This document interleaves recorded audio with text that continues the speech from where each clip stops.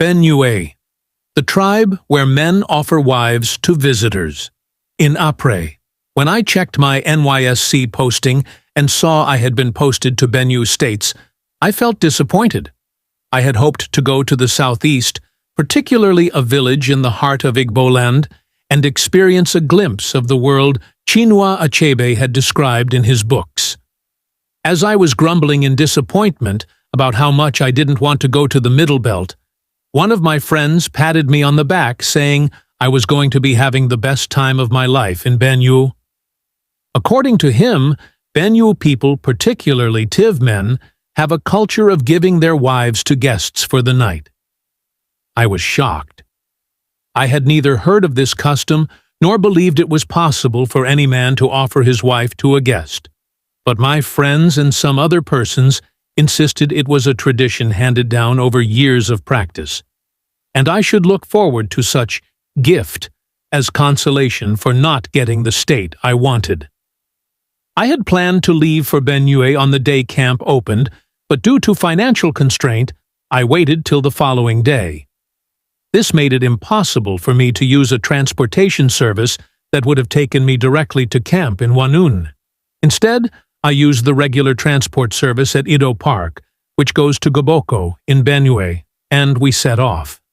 I soon realized I was the only Yoruba person in the vehicle when we got to Ikire in Osun State, and one of the passengers, out of curiosity, bought Dodo Ikire from the hawkers. The man who later told me his name is Kumbu noted that he had always seen the Dodo Ikire and had no idea how it tasted.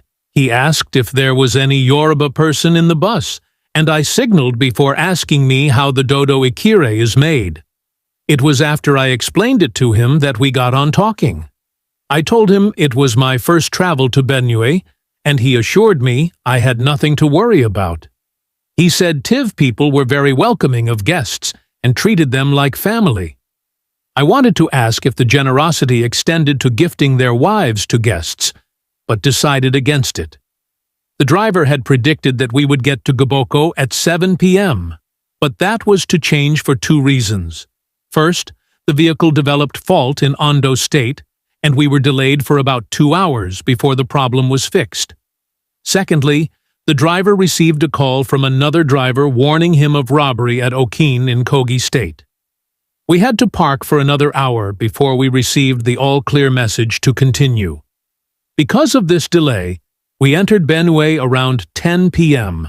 By my calculation, I knew I would be getting to Goboko around 11 p.m., and I was not ready to continue the journey to NYSC camp that same night. I asked Kumbu if I could get a cheap hotel in Goboko. He said he would have willingly taken me to his place if he was going to Goboko too, but had to stop along the way to attend to something important. He then asked if I would not mind staying with his eldest brother, who had a house in Goboko, and would readily give me a room to pass the night.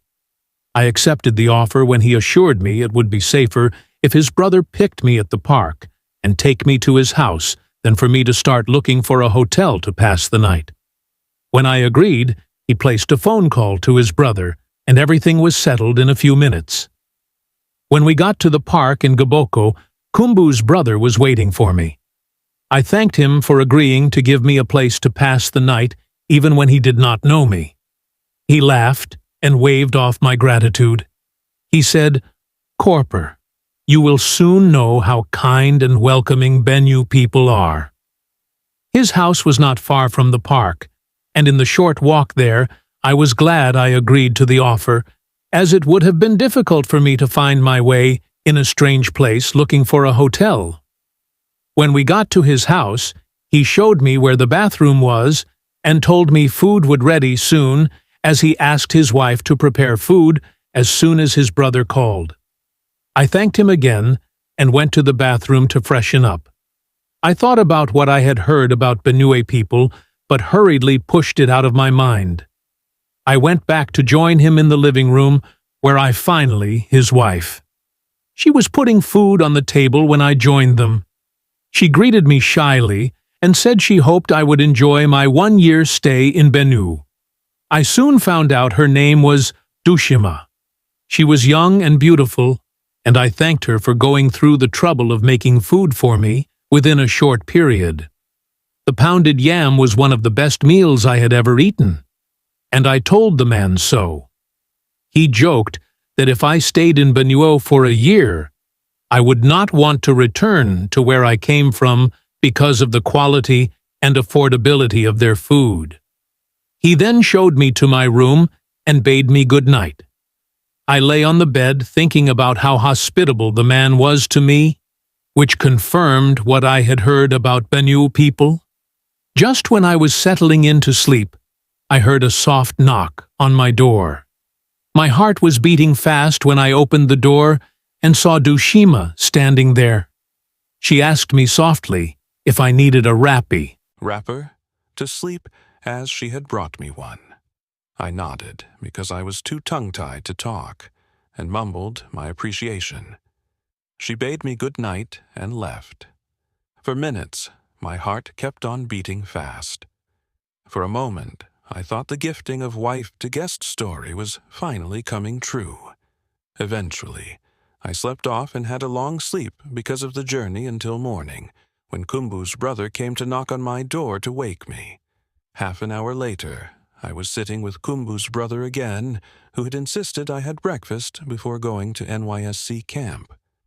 While we were eating, I put the question to him directly if it was true that there was a Tiv culture that made men gift their wives to guests as a welcome gift. He burst into laughter, amused, and laughed till tears came out of his eyes. He said eventually, "We like our wives too much to gift them to strangers.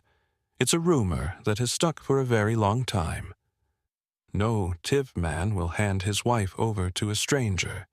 Yes, we welcome strangers and treat them well, but it does not extend to giving them our wives. You see how my wife came to give you a wrapper last night. In the past, it used to be the woman's wrapper that is given to the visitor. When the visitor now comes out in the morning with the wrapper around his body, people from other tribes will start to whisper that the only way the visitor would be seen in the woman's wrapper is because she was gifted to him over the night. That's how the rumor started.